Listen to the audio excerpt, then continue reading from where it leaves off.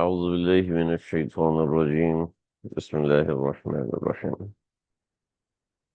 ومنهم من عاهد الله لئن آتانا من فضله لنصدقن ولنكونن من الصالحين. ہمارا آج کا سبق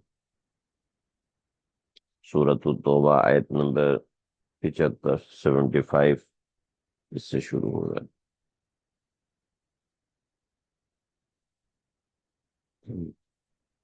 منافقین کی 5 قسمیں ہم نے پڑھ لی تھیں، یہ منافقین کی 6ٹھی قسم۔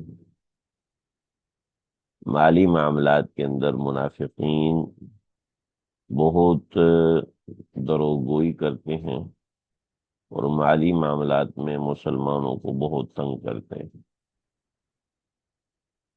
اور تنگ کرنے کے لیے ان کے پاس ہتھیار تو ہے نہیں، تو زبان کا استعمال کرتے ہیں۔ اس کے بعد اگلی چیز یہ ہے کہ مالی معاملات میں پیچھے رہتے ہیں، مالی معاملات میں منافق ہمیشہ پیچھے رہتے ہیں۔ یہ منافق کی بہت بڑی علامت ہے، بڑی بڑی باتیں کریں گے اور جان نثار کریں گے اور یہ کریں گے وہ کریں گے، مگر مالی معاملات میں بالکل ایک طرف ہو جاتے ہیں۔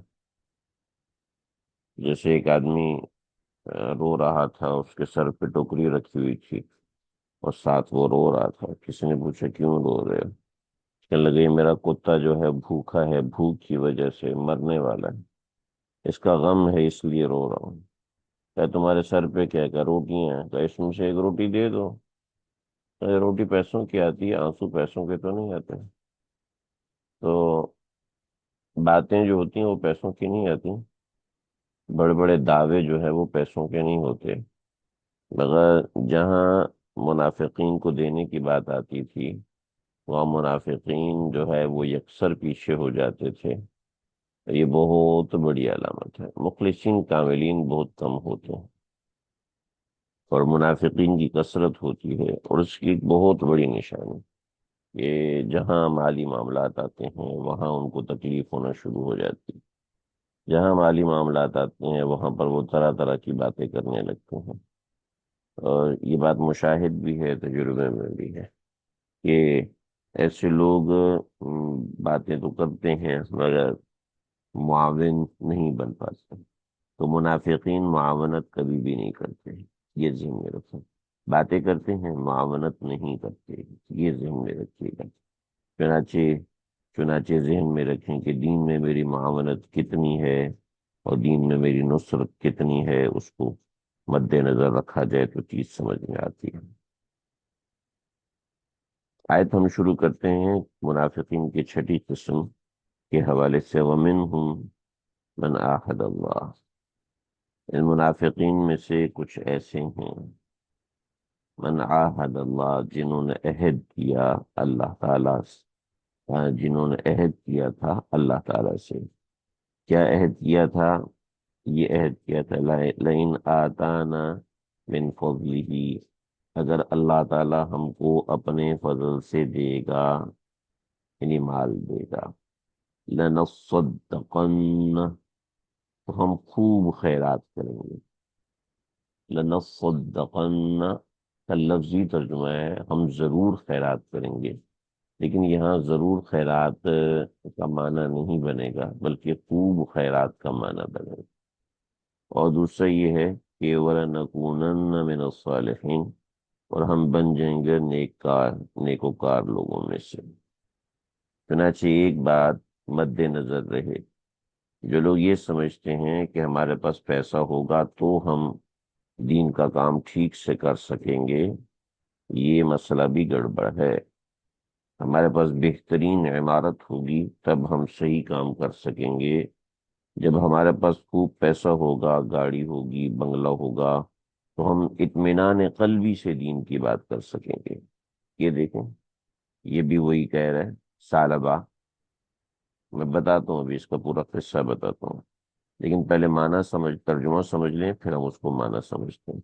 وَمِنْهُمْ مَنْ عَاهَدَ اللَّهُ، وَمِنْهُمْ مَنْ عَاهَدَ اللَّهَ، ایک منٹ رکیے۔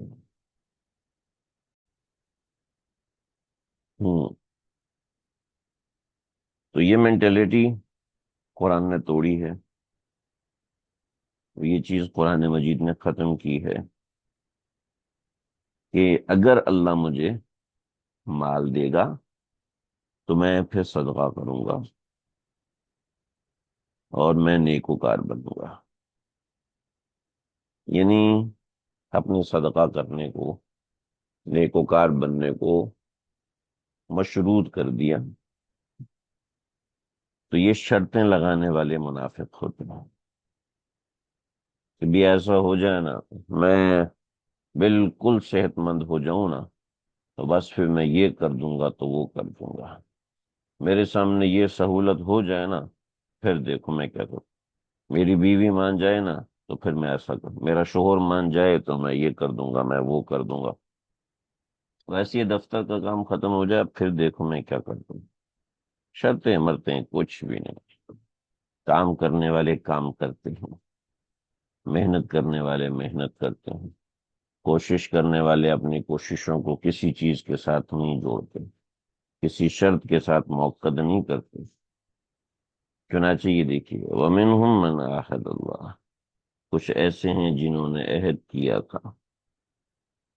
کیا عہد کیا تھا؟ لَإِنْ آتَانَا، اگر ہم کو دے گا اللہ تعالی من فضلہ، اپنے فضل سے، یعنی مال دے گا، لَنَصَّدَّقَنَّ، ہم ضرور بضرور صدقہ کریں گے، وَلَنَكُونَ، ہم خوب صدقہ کریں گے، وَلَنَكُونَنَّ مِنَ الصَّالِحِينَ، اور ہم نیکوکاروں میں سے ہو جائیں گے. پھر کیا ہوا؟ فلما، اور جب، پھر جب انہوں نے یہ دعا کی، فلم یہ کہا، فلم پھر جب، آتاہم اللہ، آتاہم من فضلہ، ان کو دیا اللہ تعالیٰ نے اپنے فضل سے، تو کیا ہوا؟ بخلوا بھی، اس میں بخل کرنے لگے، وتولوا، اور پھر گئے، وہم معرضون، اور وہ اعراض کرنے والے تھے. چنانچہ اس کا انجام کیا ہوا؟ فَأَعْقَبَهُمْ، بس اس کا انجام یہ ہوا، ان کا نتیجہ اللہ نے ان کو یہ دیا. کیا دیا؟ نفاقاً، نفاق دیا، فی قلوبہم، ان کے دلوں میں، الی یوم، اس دن تک، یلقونہ، جس دن وہ اللہ سے ملیں گے. بما اخلف اللہ، بسبب اس وعدے کے جو انہوں نے اللہ سے کیا تھا، ما وعدہ، جو وعدہ انہوں نے کیا تھا، وبما كانوا یکذبون، اور بسبب ان کے جھٹلانے کے. اب انہی کو نصیحت کی جا رہی ہے. علم یعلموا، کیا یہ لوگ جانتے نہیں ہیں، ان اللہ، اللہ تعالیٰ جانتے ہیں، یعلم سرہم، ان کے دلی رازوں کو، ونجواہم، اور ان کی سرگوشیوں کو، وان اللہ علام الغیوب، اور بے شک اللہ تعالیٰ خوب غیب کا علم رکھنے والے ہیں، تمام غیب کی باتوں کو جاننے والے. ایک حصہ ہو گیا، دوسرا حصہ بھی ہم پڑھتے ہیں اگلی آیت مبارکہ میں. تو یہ ایک قصہ ہے جس قصے کے اوپر یہ آیت نازل ہوئی. ہماری زبان میں اس کو شان نزول بھی کہتے ہیں. تو ذرا اس کو سمجھیے گا اور اس کو دیکھیے گا کہ کتنی اہم ترین چیز ہے کہ بنیادی اسباق میں نے اس کے اندر سمجھ آپ کے سامنے ذکر کر دی ہے.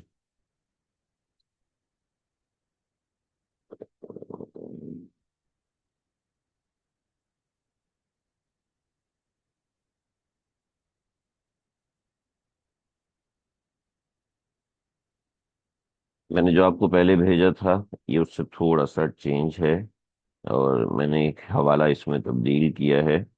پہلے جو تھا وہ کسی اور کتاب کے حوالے سے تھا، اب یہ کسی اور کتاب کے حوالے سے ہے. تو وہ جو آپ کے پاس ہے اس کی بجائے اس کو آپ دیکھیے گا. ایک شخص تھا حاتب بن ثعلبہ بن حاتب انصاری. ثعلبہ بن حاتب، اس کا صحیح نام خیر الفتاوی میں ثعلبہ بن ابی حاتب، یہ میں نے نیچے اس کا حوالہ دیا ہوا، خیر الفتاوی جلد نمبر 1 صفحہ نمبر 488. ہاں، حضرت صلی اللہ علیہ وسلم سے عرض کیا کہ میرے حق میں دعا فرمائیں. کی کمیونیکیشن چیزیں کی چیزیں دیکھیں، بالکل ایسا لگ رہا ہے جیسے کوئی سچا اور پکا مسلمان ہوتا ہے آج کے زمانے کا، صحابہ کے زمانے کا نہیں جی۔ اللہ ہماری حفاظت فرمائے۔ میرے حق میں دعا کریں کہ اللہ تعالی حق تعالی شانہ مجھے مالدار بنا دے۔ حضرت صلی اللہ علیہ وسلم نے فرمایا کہ تھوڑی چیز پر اللہ کا شکر ادا کریں، زیادہ کے حقوق ادا نہیں ہو سکیں گے۔ اب رسالت امام صلی اللہ علیہ وسلم فرما رہے سامنے والے کی کیپیسٹی کو دیکھ کر، لیکن اس نے پھر وہی درخواست کی۔ حضرت صلی اللہ علیہ وسلم نے فرمایا کیا تجھے پسند نہیں میرے نقش قدم پہ چلے؟ دیکھیں کتنی اہم بات ہے۔ اللہ کے نبی صلی اللہ علیہ وسلم نے فرمائی مگر جب حب مال دماغ پہ سوار ہوتا ہے تو انسان کو نہ علم نظر آتا ہے، نہ اہل علم نظر آتے ہیں، نہ اللہ والے نظر آتے ہیں، کچھ نہیں۔ پیغمبر سے بڑھ کے اللہ والا کون ہوگا؟ لیکن جب دماغ پہ حب مال سوار ہوتا ہے، جب انسان کو اپنے دماغ اپنے مزاج کے مطابق چلنا ہوتا ہے، اپنے آپ کو تابع دار نہیں بنانا ہوتا، تو اس کے لیے ہزاروں بہانے ہوتے ہیں۔ چنانچہ یہ آپ نے کیا تجھے پسند نہیں میرے نقش قدم پہ چلے؟ پھر آپ نے انکار کیا، لیکن اس نے مسلسل آپ صلی اللہ علیہ وسلم سے اصرار کیا۔ یہ ابن کثیر میں ہے، تفسیر عثمانی میں حضرت شیخ الاسلام مولانا شبیر احمد عثمانی صاحب نے لکھے۔ حضرت صلی اللہ علیہ وسلم نے اس کے حق میں دعا فرما دی۔ پھر کیا ہوا؟ فرسٹ اسٹیج، اللہ تعالیٰ نے اس کی بکریوں میں اس قدر برکت فرمائی کہ اسے مدینہ سے باہر ایک گاؤں میں رہنے کی ضرورت پیش آئی۔ یہ پہلا اسٹیج، یہ پیغمبر علیہ الصلوۃ والسلام سے دور چلا گیا۔ اگلا اسٹیج، مال مویشی کی مشغولیت کی وجہ سے ظہر، عصر اور جمعہ کے جمعات بھی چھوڑ دیے۔ نبی علیہ الصلوۃ والسلام کے پاس جو ظہر میں آتا تھا، عصر میں آتا تھا، جمعے میں آیا کرتا تھا، وہ سب ختم ہونا شروع ہو گیا۔ دیگر فجر میں اور مغرب میں اور عشاء میں تو ویسے ہی اپنے علاقے میں نماز پڑھا کرتے تھے، لیکن ان اوقات میں نبی علیہ الصلوۃ والسلام کی خدمت اقدس میں حاضری انہوں نے ترک کر دیا۔ اس کے بعد اگلا درجہ، آپ علیہ الصلوۃ والسلام نے محصل زکوٰۃ لینے کے لیے سالبہ کے پاس بھیجا، تو اگلا اسٹیج اس نے کیا کیا؟ دین پر طنز کیے۔ کہنے لگا زکوٰۃ تو جزیے کی بہن معلوم ہوتی ہے، ایک مرتبہ آپ نے بندے کو بھیجا، نہیں جی، دوسری مرتبہ آپ نے بھیجا، اس نے زکوٰۃ دینے سے صاف انکار کر دیا۔ پھر آپ نے فرمایا ویحن ثعلبہ، ویحن ثعلبہ، ویحن ثعلبہ، تین مرتبہ فرمایا کہ برا ہو ثعلبہ کا۔ جب بعض اقارب نے یہ خبر پہنچائی تو بادل خاصہ زکوٰۃ لے کے حاضر خدمت ہوا۔ دیکھیے یہ تین اسٹیج اس کو مل گیا، اور تینوں اسٹیجوں کے اندر وہ بڑھتا ہی چلا گیا اور بڑھتا ہی چلا گیا۔ پہلے نمبر پر نبی علیہ الصلوۃ والسلام سے دور ہوا، دوسرے نمبر پر نمازوں سے دور ہوا، اور تیسرے نمبر پر ادائیگی زکوٰۃ سے پیچھے ہٹ گیا۔ مال جس کی وجہ سے دور ہوا تھا وہی مقصود و مطلوب تھا، تو اللہ کے نبی کی بد دعا ملی۔ اب اس کے بعد دنیاوی معاملات شروع ہوئے۔ کیا ہے کہ بادل نخواستہ زکوٰۃ لے کے حاضر ہوا تو آپ صلی اللہ علیہ وسلم نے منع فرما دیا کہ اللہ پاک نے تیری زکوٰۃ کو قبول کرنے سے منع فرما دیا۔ اب یہ سن کر صاحبہ نے رونا دھونا شروع کر دیا، مگر یہ رونا دھونا جھوٹا تھا۔ اگر اس کو اس وقت دل میں ایمان ہوتا تو سمجھ میں آ جاتی کہ اس مال کی وجہ سے پیارے آقا صلی اللہ علیہ وسلم مجھ سے ناراض ہوئے ہیں، تو یہ سارا کا سارا مال مجھے صدقہ کر کے اللہ کے نبی کے پاس آ کے جمع ہو جانا چاہیے۔ لیکن مسئلہ یہ ہے کہ ظاہری رونا دھونا تھا جو کہ واضح نظر آیا۔ اچھا یہ بات میں ایسے ہی نہیں کہہ رہا، نبی علیہ الصلوۃ والسلام کے پاس ایک صحابی آئے، آپ نے رخ پھیر لیا، پھر آئے رخ پھیر لیا، پریشان ہوئے، یا رسول اللہ کیا مسئلہ ہے؟ آپ نے فرمایا تو نے سونے کی انگوٹھی پہنی ہوئی، تو انہوں نے سونے کی انگوٹھی اٹھائی اور تندور میں ڈال دی۔ آپ نے فرمایا کہ مردوں کو حرام ہے، عورتوں کو تو حرام نہیں، اپنی بیوی کو دے سکتے تھے۔ یا رسول اللہ، جس سونے کی وجہ سے آپ ناراض ہوئے وہ کسی عورت کو بھی کیسے پہنا سکتا ہوں، اپنی بیوی کو بھی کیسے پہنا سکتا ہوں؟ آپ بہت خوش ہوئے۔ ایک صحابی رسول کا اپنے گھر دیکھا تو گھر پہ گنبد بنا ہوا تھا۔ آپ صلی اللہ علیہ وسلم نے پوچھا یہ کس کا گھر ہے؟ یہ فلاں کا گھر ہے۔ آپ ناراض حیران ہوئے، یہ کیا ہے؟ گھر کے اوپر گنبد بنایا ہوا ہے۔ اگلے وقت میں گزرے تو گنبد گرا ہوا تھا، پوچھا کیا ہوا؟ یا رسول اللہ، آپ نے اس کو ناراضگی سے دیکھا تو میں نے گرا دیا۔ مومن تو یہ ہوتا ہے، نظر کا اشارہ بھانپے۔ یہاں تو حکم نازل ہو گیا، حکم نازل ہونے کے بعد صرف رونے دھونے دو چار آنسو بہا لے تو چل ٹھیک ہے۔ دین پہ عمل کرنا ہے، بے وقوف تھوڑی بنانا ہے۔ چھوٹے چھوٹے بہانے کر کے، چھوٹے چھوٹے آگے پیچھے ہو کے ہم دین کی نصرت سے دور ہو جاتے ہیں، اہل دین کی نصرت سے دور ہو جاتے ہیں، تو اس سے نقصان ہوتا ہے۔ نہیں، یہ مولویوں کے پاس بڑے پیسے ہوتے ہیں، یہ مدرسے والوں کے پاس بہت مال ہوتا ہے، ان کے پاس تو یہ، ان کے پاس تو وہ، یہ مختلف بہانے کے، چلو ٹھیک ہے جی۔ آپ کو کس نے مجبور کیا؟ آپ کے دم سے ہی تو مدرسہ چل رہا ہے، آپ کے دم سے ہی تو مسجد چل رہی ہے، آپ کے دم سے ہی تو دین کا کام ہو رہا ہے۔ آپ صلی اللہ علیہ وسلم نے زکوٰۃ قبول نہ کیا، یہ اس کے لیے بڑی آر کی بات تھی، بدنامی کے تصور سے سر پہ خاک ڈالتا رہا، مگر دل میں نفاق چھپا ہوا تھا۔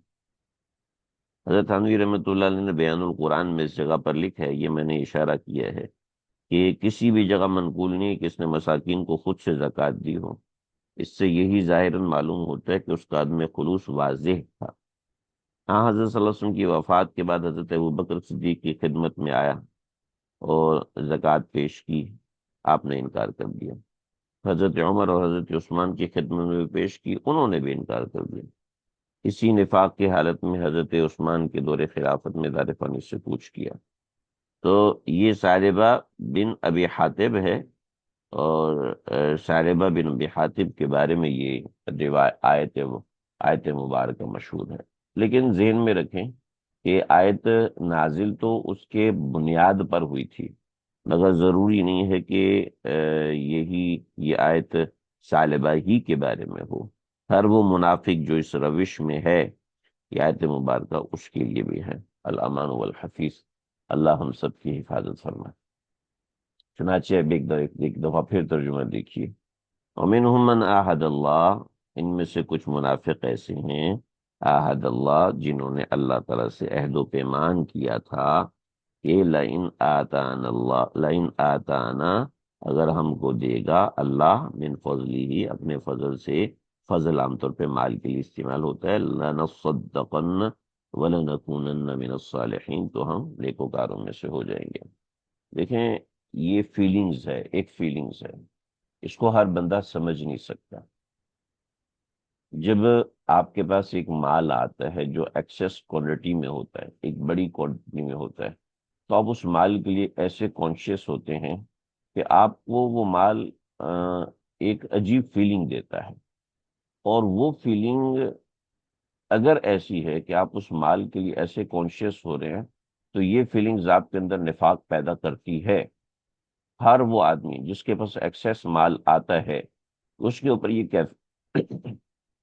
آتی ہے کہ مال اس کے مزاج میں اطراحٹ پیدا کرتا ہے، مال اس کے مزاج کے اندر ایک قسم کا تکبر ایک قسم کا استغنا پیدا کرتا ہے۔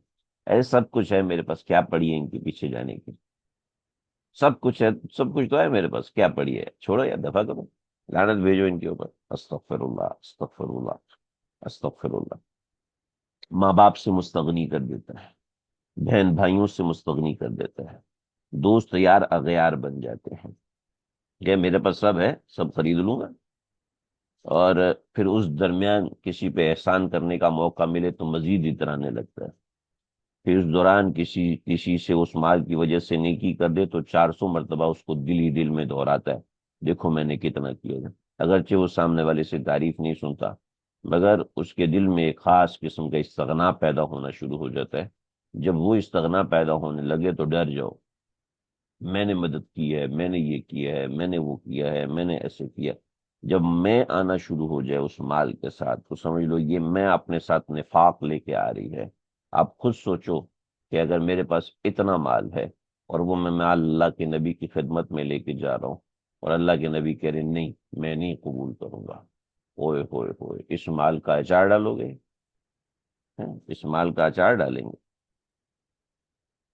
میں درجہ سادسہ میں تھا، چھٹے درجے میں تھا، تو میں بیٹھا ہوا تھا حضرت میر صاحب کے کمرے میں، تو ایک صاحب کچھ پیسے لے کر آئے، تو حضرت میر صاحب نے کہا کہ یہ پیسے کس چیز کے ہیں؟ کہا حضرت وہ آپ نے فرمایا تھا کہ فلاں گناہ تم سے ہو تو اتنا صدقہ کرو، تو یہ میں اس کے پیسے لے کر آؤں۔ حضرت نے پیسے اٹھا کے پھینکے، کل یہ جو نہیں چاہیے تمہارے پیسے۔ اب اس کے چہرے پہ جو رنگ آیا اور جو چیخا ہے وہ، حضرت معاف کر دیں، کیا کیا تمہارے پیسوں سے یہ گناہ دھل جائے گا کیا؟ لے جاؤ ان پیسوں کو، کوئی ضرورت نہیں۔ اور وہ جو وہ چونکہ عاشق تھا حضرت میر صاحب کا، اور حضرت میں مر جاؤں گا، کا گناہ کرتے وقت تمہیں خیال نہیں آیا؟ تم یہ سمجھتے ہو کہ یہ صدقہ کر دو گے تو یہ گناہ آسانی سے، اس کی نحوست مرتے وقت بھی تمہارے دل سے نہیں جائے گی؟ تو وہ جو رد کرنا تھا، اس رد کرنے کا جو اثر اس بندے کے اوپر تھا، تو یہ آیت تو میں نے پڑھی ہوئی تھی، میں نے سوچا کہ سالبہ کہ کو جب مال اللہ کے نبی نے لوٹایا تو اس کی کیا حالت ہونی چاہیے تھی، لیکن اس کی وہ حالت نہیں ہوئی۔ اس کا مطلب ہے کہ مال اپنا زہر پھیلا چکا تھا۔ سانپ کا زہر اتنا خطرناک نہیں ہے جتنی مال کی محبت کا زہر خطرناک ہوتا ہے۔ انسان کے دین کو تباہ و برباد کر دیتا ہے یہ مال کی محبت کا زہر۔ اتنا وہ اتنا دل ناپاک ہو جاتا ہے، جیسے فرعون کا، جیسے حامان کا، جیسے شداد کا، ان کے دل ایسے ناپاک ہو چکے تھے کہ یہ مال فراق پیدا کر دیتا ہے دین سے، قرآن سے، اللہ کے نبی کی ذات سے، جیسے اس کے ساتھ ہوا۔ فلما آتاہم من فضلہ، اور جب ہم نے ان کو عطا کیا اپنے فضل سے، فلما آتاہم جب ان کو دیا، من فضلہ اس نے اپنے فضل سے یعنی اللہ نے، بخلوا بھی اس پہ بخیل ہو کر بیٹھ گیا، وتولوا اور اس نے اعراض کیا، وہم معرضون اور وہ اعراض کرنے والے تھا۔ تو وہم معرضون سے سمجھ میں آتے یہ صرف اکیلا ثعلبہ کی بات نہیں ہے، آتاہم کے اندر سمجھ میں آیا کہ وہ اکیلے ثعلبہ کی بات نہیں، ہر قسم کا منافق اس میں داخل و شامل ہے۔ فَآقَبَهُمْ نِفَاقًا بس اس کا صلہ کیا کیا، نفاقاً کہ اس کو ڈال دیا، نفاقاً فی قلوبہم ان کے دلوں میں نفاق کو۔ چنانچہ یہ آیت مبارکہ ڈرا رہی ہے، دھمکا رہی ہے، دیکھو اس کی محبت کو اتنا نہ ڈالنا اپنے دل کے اندر، یہ نفاق تمہارے سینے میں بھر دے۔ الی یوم یلقونہ، اوئے ہوئے ہوئے ہوئے، یہ نفاق دل میں آ جاتا ہے تو پھر اس کا چھٹکارا آسانی سے نہیں ہوتا جی۔ الی یوم یلقونہ، چھٹکارے کا طریقہ وہی اندر سے مخلص ہو جائے انسان، جب اندر سے مخلص ہو جائے گا تو کیا ہے، سامنے کو بشارت ہیں تو ان کو یہ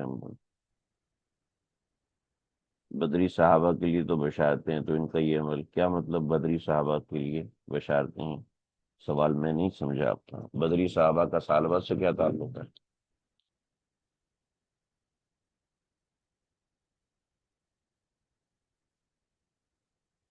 اس سوال کا جواب دیجئے، میں پھر آگے بڑھوں گا۔ سوال کیا نا، بدری صحابہ کے لیے تو بشارتیں ہیں تو ان کا یہ عمل، اس کا کیا مطلب ہے؟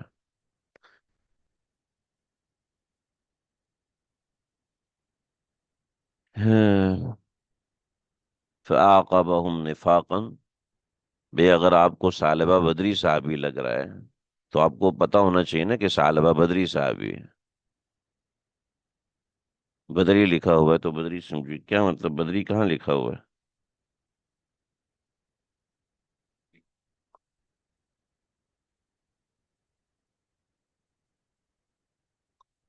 بدری کہاں لکھا ہوا ہے؟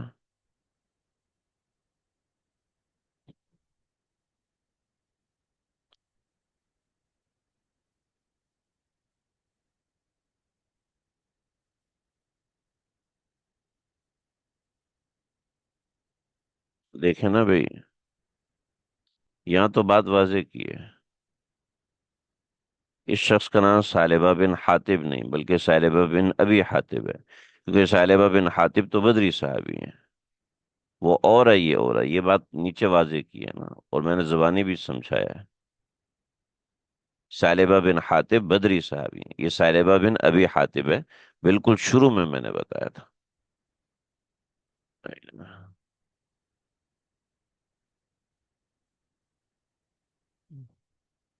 جی وہ میں نے ثعلبہ بن حاتب تو بدری ہے، ثعلبہ بن ابی حاتب ہے، یہ ثعلبہ بن ابی حاتب ہے. وَتَوَلَّوْا وَهُمْ مُعْرِضُونَ فَلَمَّا آتَاهُم مِّن فَضْلِهِ بَخِلُوا بِهِ وَتَوَلَّوْا وَهُمْ مُعْرِضُونَ، اور وہ اعراض کرنے والے. اچھا ایک اور سوال آیا تھا. اندر سے مخلص کیسے ہوتا ہے انسان؟ اس کی کوئی نشانی ہے کہ ہم اندر سے مخلص ہیں یا منافق ہیں؟ یار انسان کو پتہ ہے. وہ اتنی ساری چیزیں میں نے بتائی ہیں کہ مثالیں دی ہیں صحابہ کرام کی کہ ان کا رد عمل ظاہر کرتا ہے کہ وہ اندر سے مخلص ہیں یا نہیں. ایسی ہمارا رد عمل ظاہر کرے گا کہ ہم اندر سے مخلص ہیں یا نہیں. ٹھیک ہے. اور اندر سے مخلص ہونا نہ ہونا یہ انسان کے رد عمل سے ظاہر ہو جاتا ہے، لیکن ہر انسان کو اپنے اندر کا خوب معلوم ہوتا ہے کہ ان کے اندر کیا معاملہ چل رہا ہے. لا الہ الا اللہ. فَأَعْقَبَهُمْ نِفَاقًا، تو اللہ نے ان کا انجام نتیجہ کیا دیا. بس آقابہم، نتیجہ جو دیا ان کو، نفاقن، وہ نفاق کے ساتھ تھا، فی قلوبہم، ان کے جو دلوں میں تھا، الی یوم القیامہ، وہ قیامت کے دن تک تھا. وہ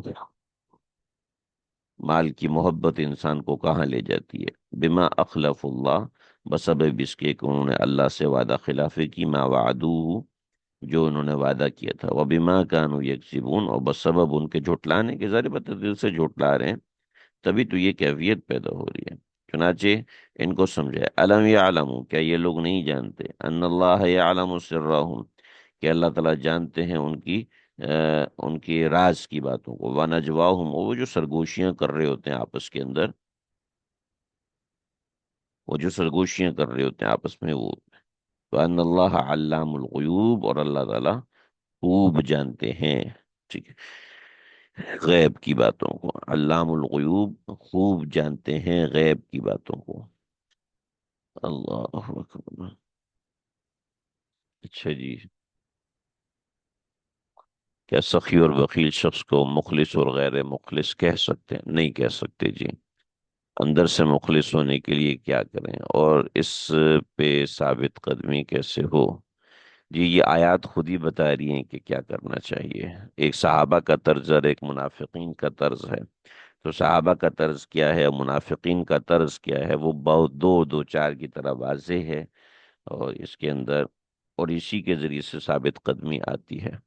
اور اندر سے انسان یہ ہے کہ وہ دل سے جڑا ہوا ہو. دیکھیں ایک بیوی کو یہ بات سمجھائی جا ہی نہیں سکتی کہ اپنے شوہر کے ساتھ کیسے وفادار رہنا ہے. جو اس کے دل میں اپنے شوہر کے لیے محبت ہوگی تو وہ دل سے وفادار ہوگی.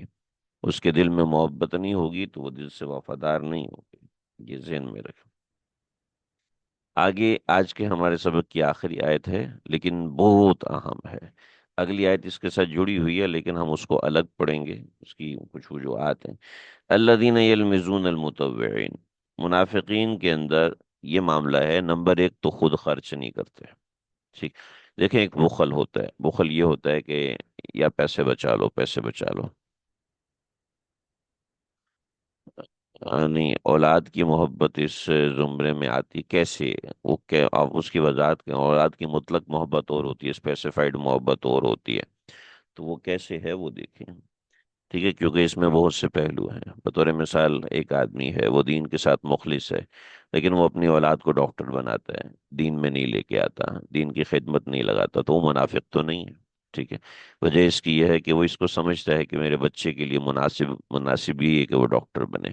لیکن ایک آدمی کہتا ہے دین میں لگ جائے گا تو بیچارہ یہ وہ ہو جائے گا، کیونکہ دین تو خیال نہیں کرتا، یہ اس طرح کی چیزیں کر کے وہ ہٹتا ہے، تو ایک الگ چیز ہے.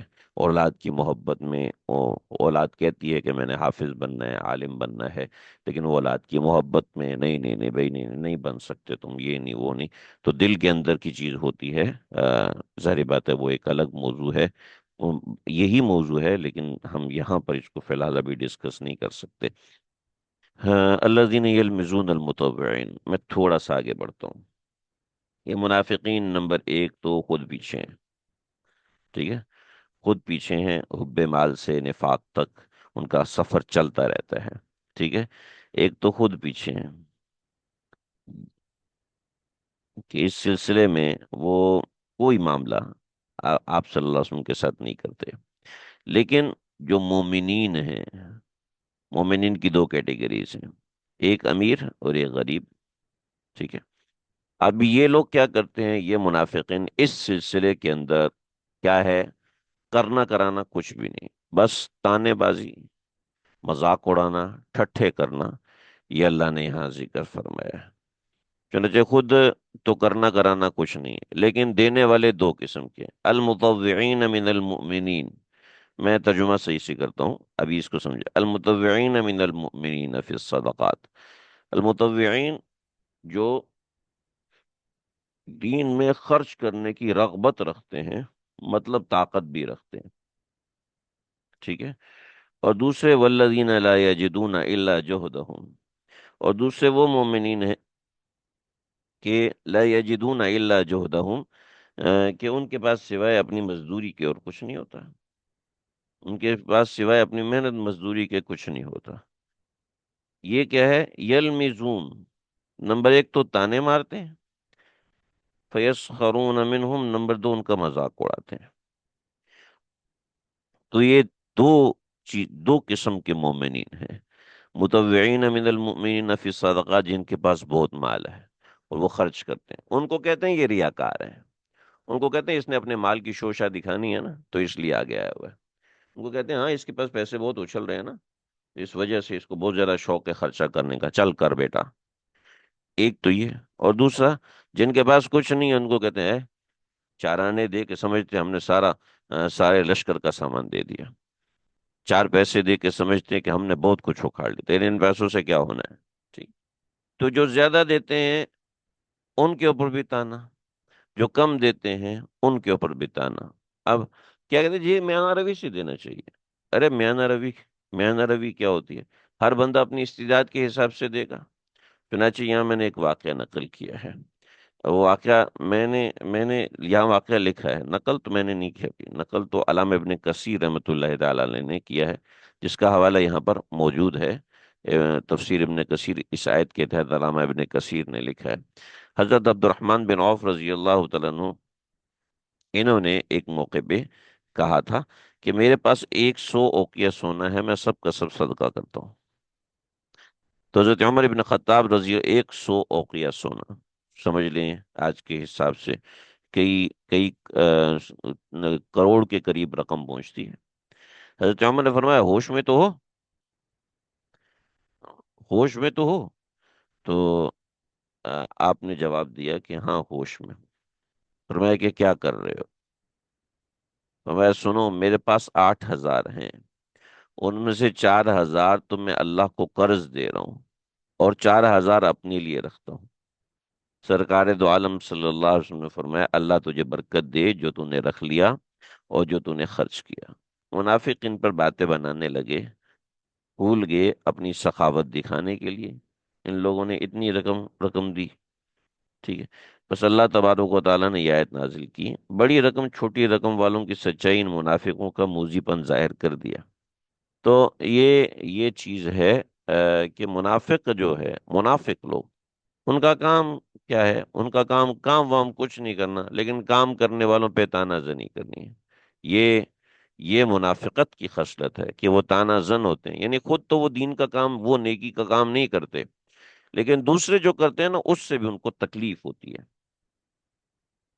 چنانچہ بہت لوگ اہل مال ہوتے ہیں، بہت لوگ اہل ثروت ہوتے ہیں، مگر ان کو اہل دین، دینی مدارس، مساجد کی شان و شوکت، اس کو دیکھ کے ان کو تکلیف ہوتی ہے. ان کو تکلیف ہے یہ کیا ان مولویوں کے بس اتنے پیسے کہاں سے آ گئے بھئی، یہ گاڑی میں کیوں گھوم رہا ہے نہ؟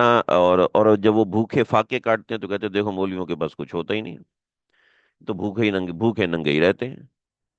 مولانا شاہ بالاک صاحب کے پاس کچھ لوگ آئے کہ مولویوں کے بڑے مزے ہیں، جہاز پہ سفر کرتے ہیں، جہاز سے اترتے ہیں، لوگ گاڑیاں لے کے آئے ہوئے ہوتے ہیں، ان کے تو بڑے مزے ہیں۔ تو حضرت نے کہا ہاں ہاں بہت مزے ہیں الحمدللہ۔ آپ اپنی اولاد کو کتنے بچوں کو مولوی بناؤ گے؟ تو اس وقت منہ بند، بھئی مزے ہیں نا، تو مزے ہیں تو آپ بناؤ اپنی اولاد کو مولوی۔ تو صرف بات کروا لو ان سے، اس کے علاوہ کچھ بھی نہیں۔ ان کو پتہ ہے کہ اس راستے میں جتنے مجاہدے ہیں وہ کسی اور فیلڈ میں نہیں ہیں، چوکیدار کی تنخواہ ان سے زیادہ ہوتی ہے، لیکن اللہ تعالیٰ کے دین کا کام ہے۔ اب اس میں کچھ ایسے عبد الرحمن بن عوف رضی اللہ عنہ جیسے آ جاتے ہیں تو پھر ان کو تکلیف ہونے لگتی ہے، بھی ان کے پاس کہاں سے آ گئے؟ اللہ دین، اور خود ان اہل دین دوسرے اہل دین سے اس طرح کا حسد کرتے ہیں۔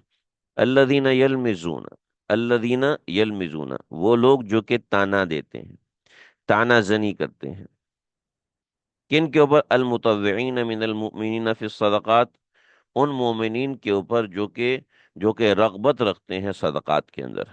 والذین، اور ان لوگوں کے اوپر تانا زنی کرتے ہیں، لا یجدون الا جہدہم، کہ جو جن کے پاس کچھ نہیں ہوتا سوائے اپنی محنت کے۔